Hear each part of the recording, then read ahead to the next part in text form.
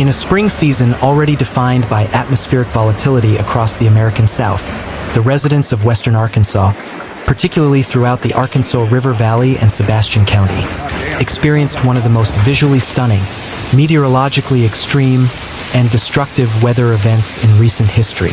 On the late afternoon and evening of Friday, May 8, 2026, a series of explosive, highly organized supercell thunderstorms tore across the Oklahoma-Arkansas border.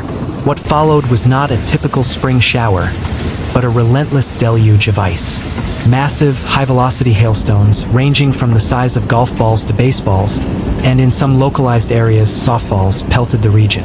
The storm shattered windows, decimated residential roofing, pulverized thousands of vehicles, disrupted critical infrastructure, and transformed lush, green spring landscapes into white, ice-covered winter scenes within minutes.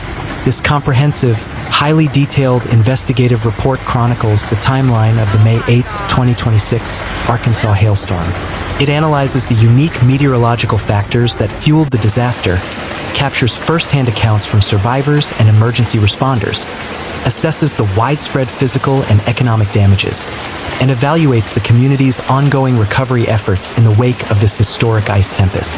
To understand the sheer magnitude of the May 8, 2026 storm, one must look at the atmospheric conditions that came together over the Great Plains and the Ozark Plateau earlier that week. By early May, a deep upper-level trough of low pressure had dug into the southwestern United States, pulling cold, dry mid-level air aloft across the southern plains. Concurrently, a powerful low-level jet stream began pumping exceptional amounts of warm, highly humid maritime air directly from the Gulf of Mexico into Oklahoma and Arkansas.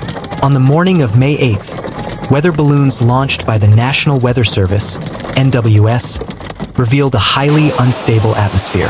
Meteorologists noted that the convective available potential energy CAPE, a metric used to measure the amount of fuel available for updrafts in thunderstorms, was exceeding 4,000 joules per kilogram, J/kg, in western Arkansas. In meteorology, CAPE values over 2,500 J/kg are considered highly unstable.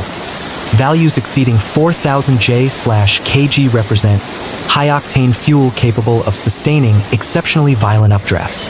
Crucially, a layer of warm air in the mid-levels of the atmosphere, known as a cap or temperature inversion, had kept these explosive elements from releasing throughout the morning and early afternoon. This cap acted like a lid on a boiling pot of water, allowing heat and moisture to build up to extreme levels near the surface. As a potent dry line and cold front began pushing eastward from Oklahoma during the mid-afternoon hours, the mechanical lift proved too strong for the cap to hold. At approximately 5:15 p.m. Central Daylight Time, the cap broke violently along the Oklahoma-Arkansas border, initiating rapid, explosive storm development. With CAPE values off the charts and strong vertical wind shear, the change in wind speed and direction with height, the newly formed supercells began to rotate rapidly. The updrafts inside these rotating storms were clocked at speeds exceeding 100 miles per hour, 160 kilometers per hour. When updraft speeds are this intense, they act as a suspension elevator within the storm. Water droplets are carried high above the freezing level into sub-zero temperatures, where they freeze instantly. As these ice pellets are tossed up and down through layers of supercooled water and frozen air, they accumulate layer upon layer of ice, much like the rings of an onion. Because the updraft of May 8th was so incredibly strong, it kept massive, heavy chunks of ice suspended in the atmosphere for an extended period, allowing them to grow to baseball and near softball size before the gravity of the stones finally overcame the lifting force of the wind. The progression of the storm on May 8th was swift, leaving residents with precious little time to seek adequate shelter for themselves and their property.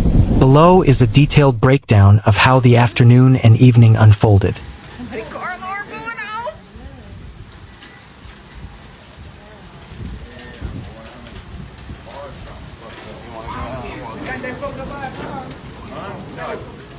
Yeah, hail that big coming down that fast. Probably dented a few cars.